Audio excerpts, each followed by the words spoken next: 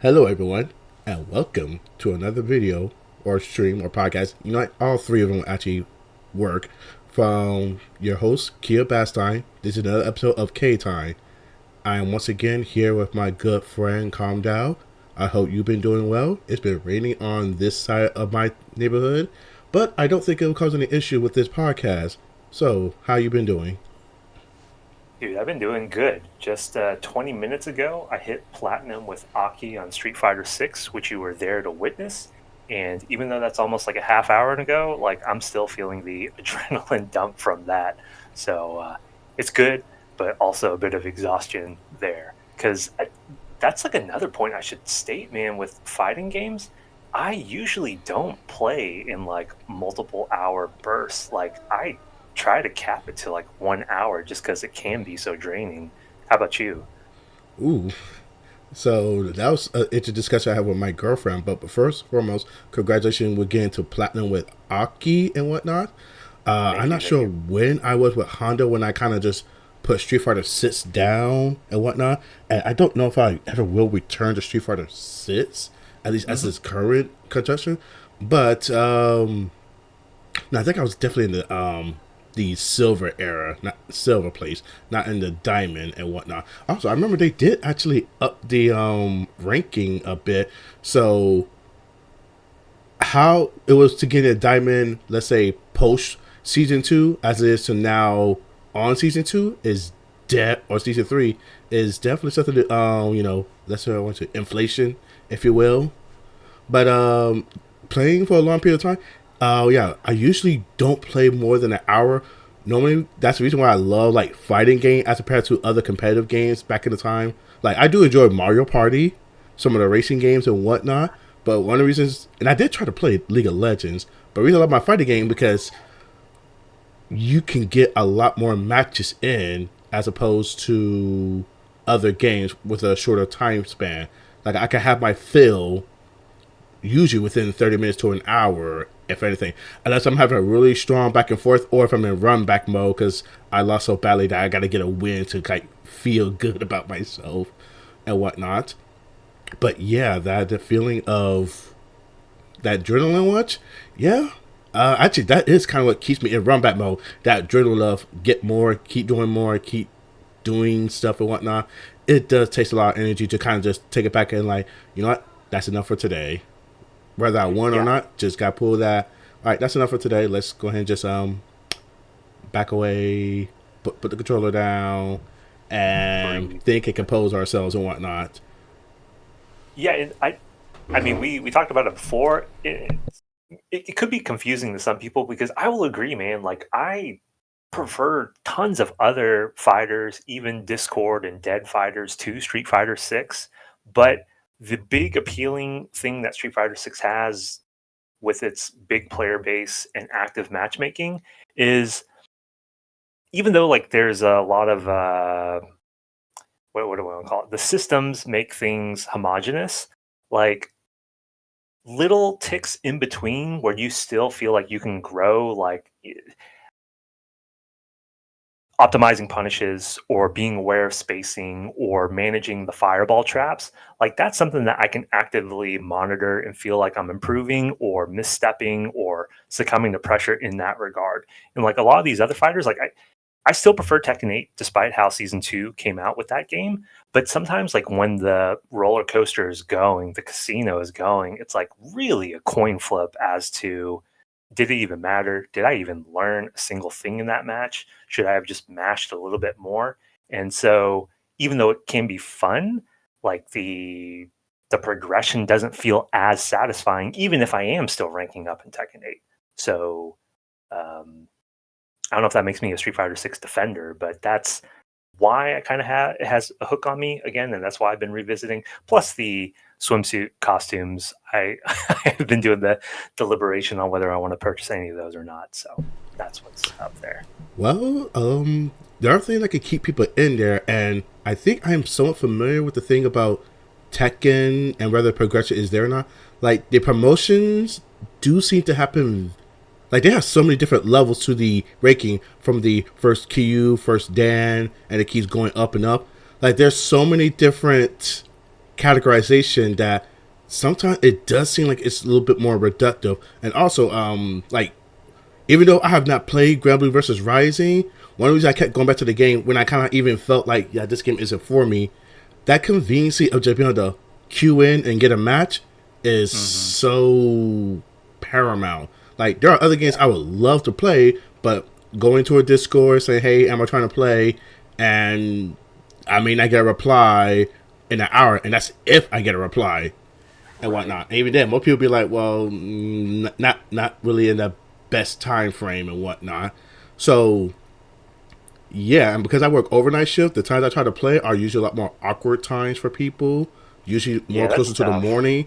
It's just like, yeah, that's not really yeah, so you would have better success maybe trying to link up with like Asia server players. Like I mean, yeah, I mean that's actually what it was. I was actually playing with people from Europe and whatnot, which is why playing more games with rollback was generally ideal as opposed to games with non-rollback and whatnot. And that, like you mentioned, bigger player base. Street Fighter 6 has a bigger player base for a reason. Even if I'm not actually, let me say this way. Street Fighter 6 is not a bad game, but I just don't agree with someone. Oh, sorry. It's a bad accessibility game, in my personal opinion. Is it a bad fighting game? Actually, not really. Not really in my stance. If I made that stance, then, well, egg on my face for contradicting myself. But it's not a bad fighting game, but it's definitely not one for me personally, because how I handle accessibility as well as not really finding a character that really speaks to me at the moment. But actually, did I answer your question? I think I kind of lost my train of thought. No, that's okay, man. I would just say that I still feel that character expression in Street Fighter V is stronger. Like the V trigger system in 5 is definitely annoying because you have all those moves that are locked behind that kind of meter, and I don't know how much people will like only having one super available in Street Fighter V, but playing grapplers in 5 is still more satisfying than playing grapplers in 6, I think. The thing about Aki, not just like her costume 4, is she can be a very complex character, and I'm nowhere near maximizing her utility, but just being a little bit sneaky, having like poison traps that you can set, like her movement being so odd for a lot of people. And she has I spam it too much and it gets punished, but she has this floating hop that can go over projectiles, and like that movement in itself is very it's a staple of a lot of SNK characters. Mature and King of Fighters has this move. Shiki and Samurai Showdown has that move. And once I understood how that move is applied against projectiles, and when you can do it properly, it was so satisfying in those SNK games. So that's kind of like the familiarity that I don't know if it's good or not, that I'm sort of putting that expectation on Aki, but when it lands, it really lands and it makes it satisfying, you know? I do think that is pretty much a good way to kind of approach, because when people do play something and get very acclimated to either a genre or certain activities, they usually do use their familiarity with something else to correlate to help them understand something. Like with Hunter x Impact, which I'm starting to engage with that game. The Kosogi nature of it, or rather, let me say it, the snowballing nature of the game, where you get one person out and then you just run a momentum. I usually never really care for games where momentum was a driving force and it kind of just dictates a whole lot. I never really been a fan of games of that nature where one person wins and it wins more. However, I was watching someone's video who kind of helped me recontextualize it to a different way. They're like, hey, when you're playing games like Impact, Hunter x Hunter Impact, instead of looking at it as a fighting game where there's some back and forth, which there are still there, that is still present, but you should be looking at these team games more as real-time strategy, where each character is a resource you're managing, and the things you do will determine whether you can hold on to your resource or not, because that's how it is in real-time strategy games. You trying to basically outpace your opponent's resources with your own resource, whether with you either overwhelming your opponent or you maintaining your resources as well. And when things get dicey, it's less of this is bullshit of the game, but rather this is you not maintaining your resources as what and whatnot. And I did think that was a pretty clever way of looking at it. That kind of got me to be like, oh, look at it as real-time strategy. I don't play those games myself, but I seen the concept of those games, and I did like that analogy I'm making of like this is a real-time strategy. And when like right now, currently in the game meta, there is one character who has an install that's considered very strong and powerful.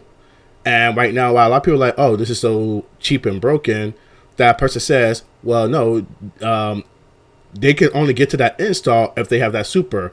You only start the match with one bar. So your goal should be to get that character out in the forefront and make them already exhaust that resource of that character.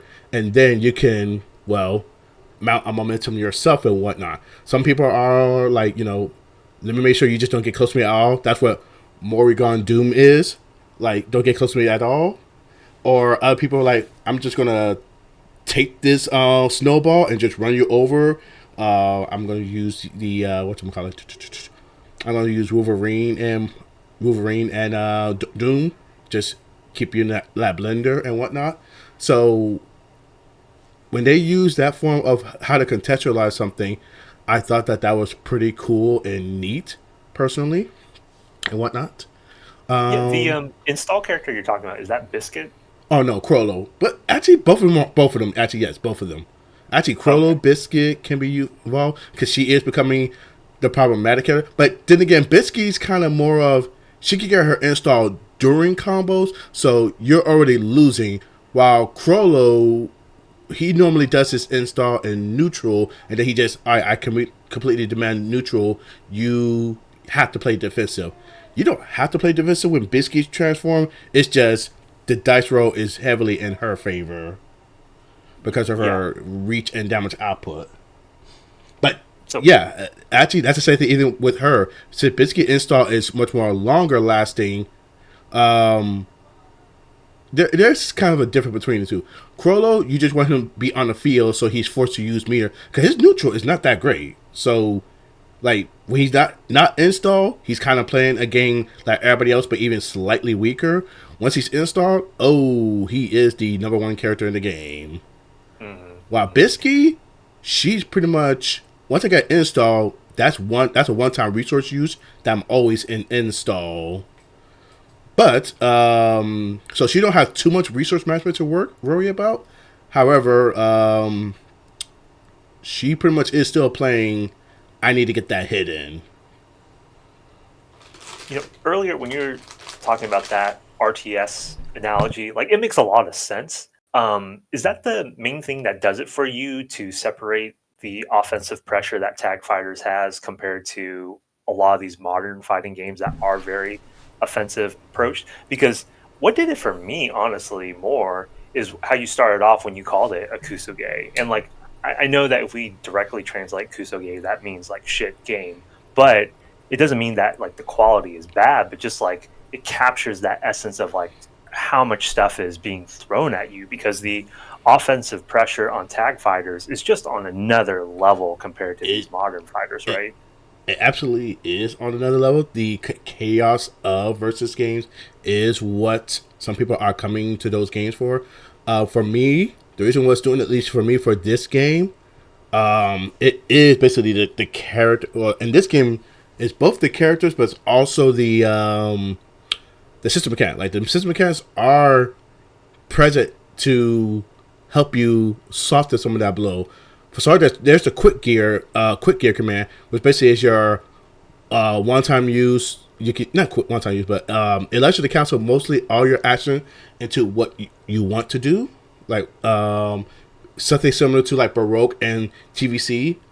Every character having an air dash that besides a few bit body characters, I liked that. Actually, I say movement does not feel as overwhelming as there's in Marvel. Like Marvel wave dashing is kind of just paramount, even starting off. And Hunter x Hunter, wave dash does not feel as prevalent. Still there, and the ones who do it will have an advantage.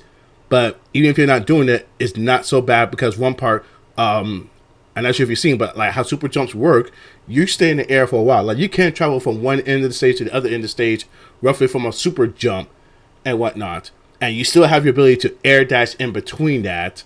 So traversing the stage is still basically like you're not locked into. If you have wave dash, you can't keep up the pace with other players, whatnot. They just will have an advantage with stronger, tighter mix up, easier time pushing people to corners and XYZ.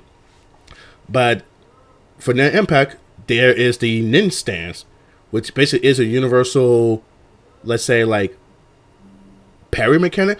And you have options outside of that where you could do an anti-air that launches or a stagger move that basically puts a point in a stagger and you're able to basically reverse momentum. There's a lot of reversing momentum mechanics that makes me appreciate Nin Impact, even though it is a very much volatile, aggressive game. It's not so aggressive, volatile where there aren't things to keep it in check. Because as I said in previous videos, I am just not a fan of Arceus Works fighting games because of the fact that they're usually very lopsided to offense being the driving force, which I'm actually not against offense being strong and prevalent and whatnot.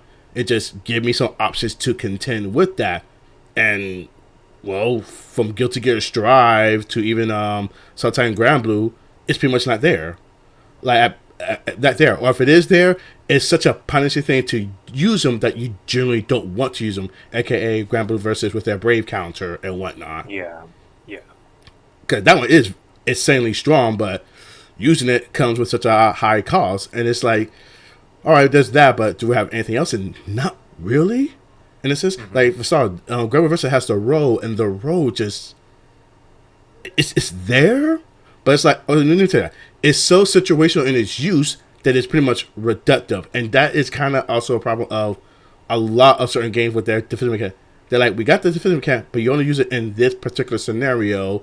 And if it's so restrictive to a particular scenario that it's not impossible for an opponent to be like, well, then I just make sure I won't put myself in that scenario so you can use that mechanic. So then it becomes superfluous. Which, now that we brought that up, this is why I'm looking forward to Mortal Kombat 1's latest patch, because that game does have a mechanic where you could wake up assist call, and because how different assists work, I'm like, oh, this is going to have some dynamic with how the wake up game is. No, not really. It was just basically, did you armor wake up or not, because assist wake up wasn't really good for the most part. And they've kind of recognized that, and it's like, all right, we went from most assists that had 11, if it's a B frame wake up, to 23 to 39 to 39. Like, they're trying to make that, we want you to use this mechanic. Unlike, let's say, Guilty Gear Strive, which I'm not sure if you know, but in Season 2, they introduced a mechanic called the Blitz Shield. No, not kind of Blitz Shield. So, no, Wild Deflect. Wild Deflect. It's like a thing that uses your burst gauge, which I did like that they allowed you to use your burst gauge for more stuff than just burst out of a combo, because they have Wild Assault, which is heavily used, but Wild Deflect was basically, this is so not good that it's not worth really using it outside of very isolated scenarios and whatnot.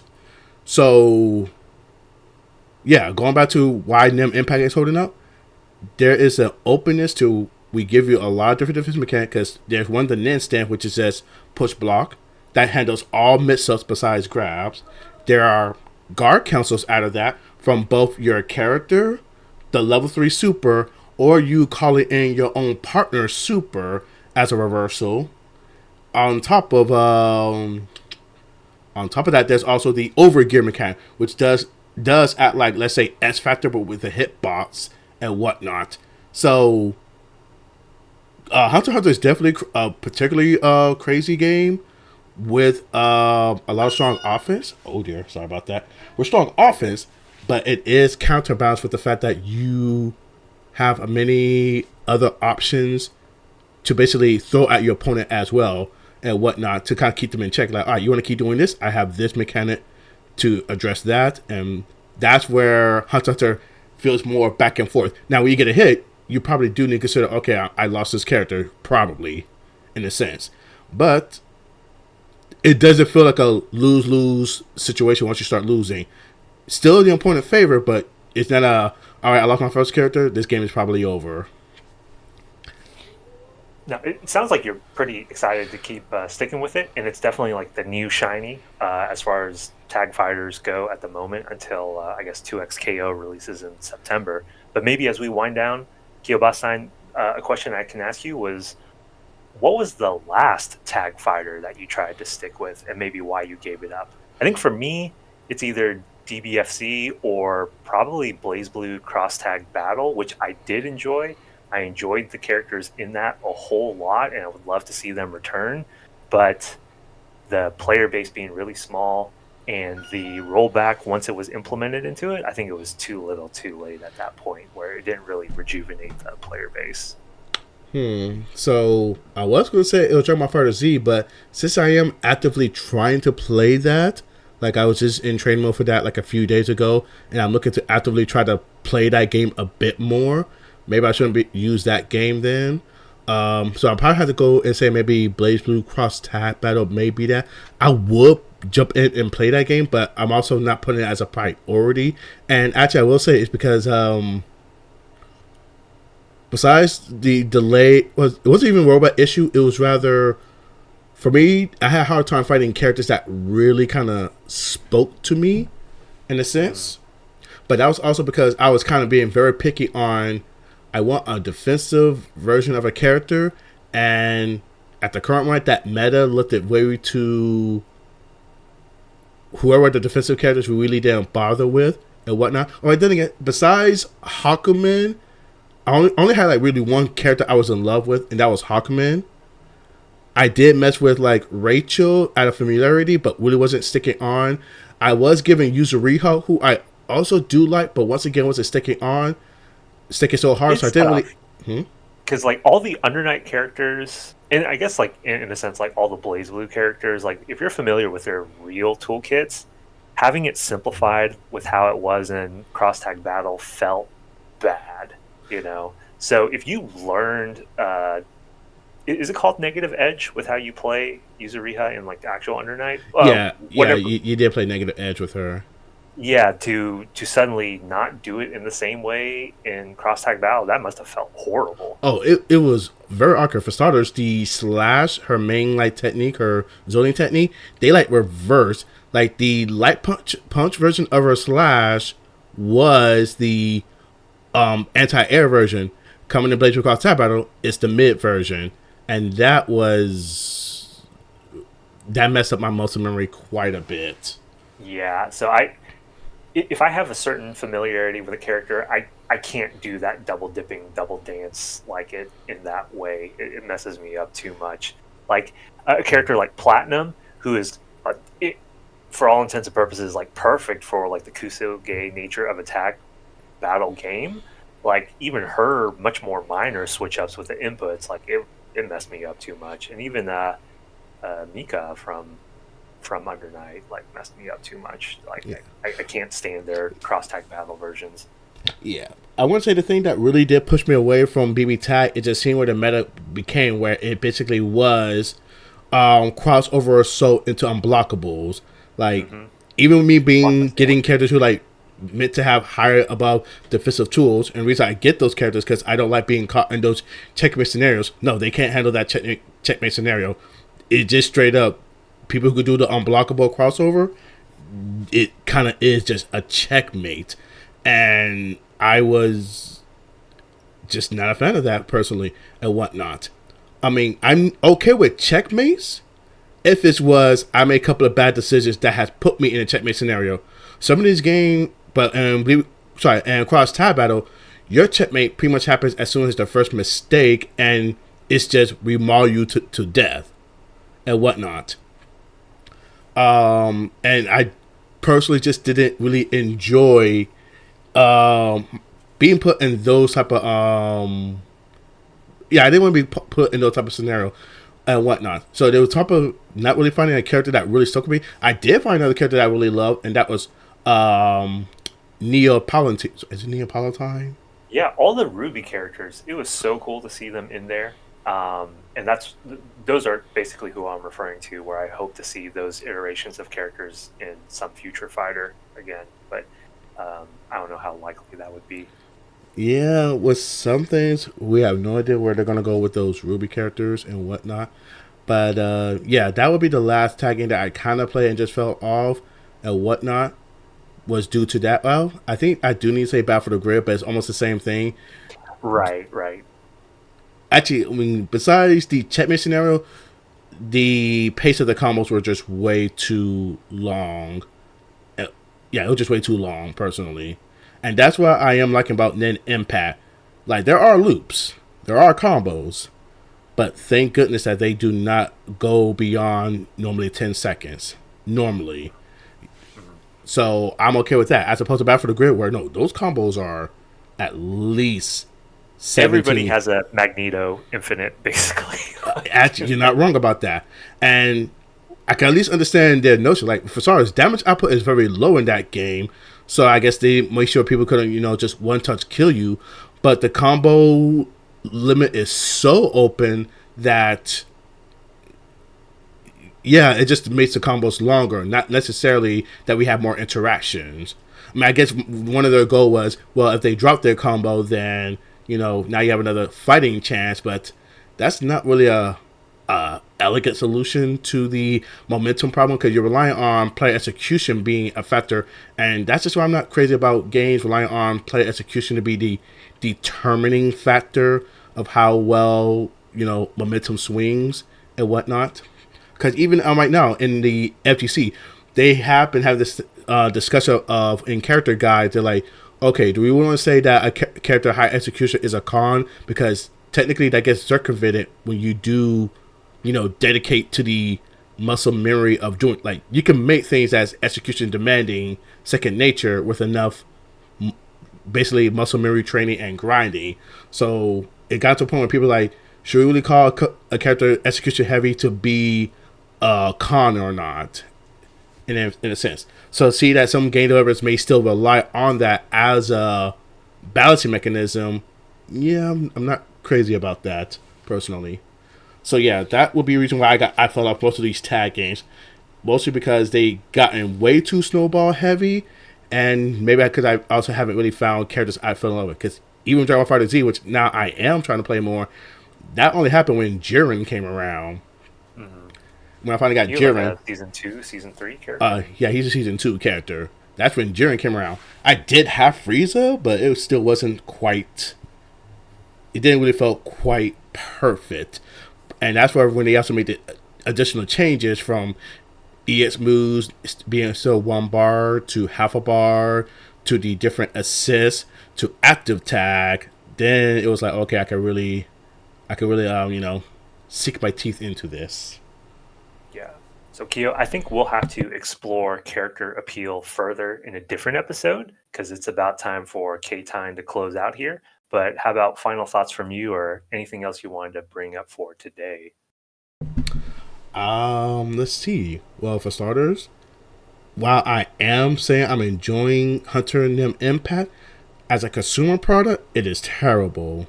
And I do need to stand by that. From both the online networking, from the if you want to talk about terrible tutorial mode,